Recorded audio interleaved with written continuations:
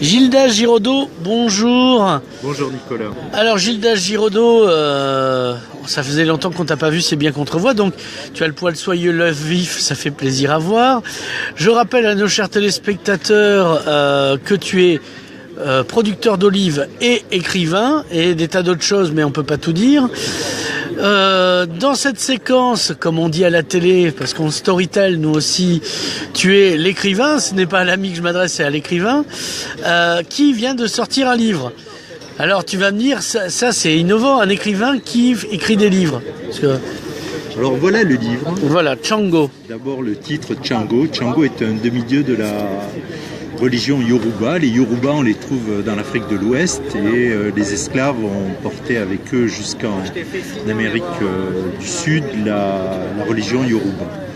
Et donc une jeune flic nommée sur Perpignan est confrontée à la découverte d'un cadavre sur la plage de Canet. Voilà. Et ce cadavre est entouré de signes étranges et donc qui vont la conduire jusqu'en Amérique latine sur les traces à la fois du demi-dieu Tchango, mais aussi de l'intervention française en Argentine du milieu des années 50 jusqu'à la fin des dictatures à peu près, car nous avons agi de manière très efficace et autant que négative dans ce beau pays.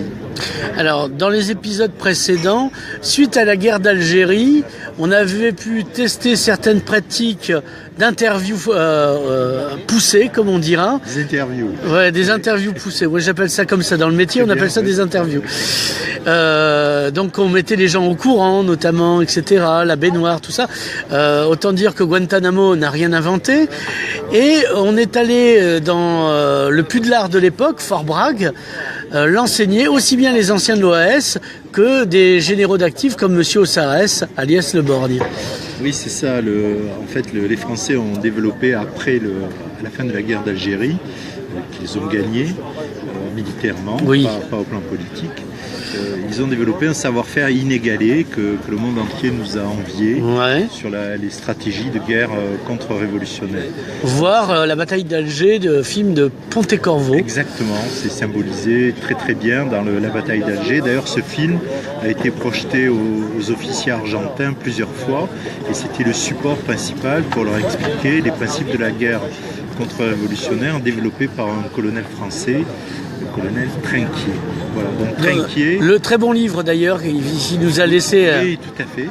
Et donc on a développé ce savoir-faire inégalé. À partir de l'Argentine, on l'a exporté dans toute l'Amérique latine. Dans le cadre de l'opération Condor. Alors l'opération Condor, c'est plus tard. C'est plus généralisé, mais... On peut dire qu'on est à l'origine de l'opération Condor, puisque... Fierté nationale, Cocorico, Condor, c'est nous, si j'ose dire. Non, pas jusque-là, mais les principes de l'opération Condor sont appuisés dans la stratégie contre-révolutionnaire développée par les Français. Donc la jeune enquêtrice va se trouver confrontée à la fois au mystère d'un assassin inspiré par la culture Yoruba, mais qui va se débattre aussi dans les affres de cette culture de guerre contre-révolutionnaire et ses conséquences en Amérique latine. Alors, la question c'est, tu édites, c'est un polar ? C'est un polar. C'est quoi la différence entre tes tout premiers livres qui étaient des polars ?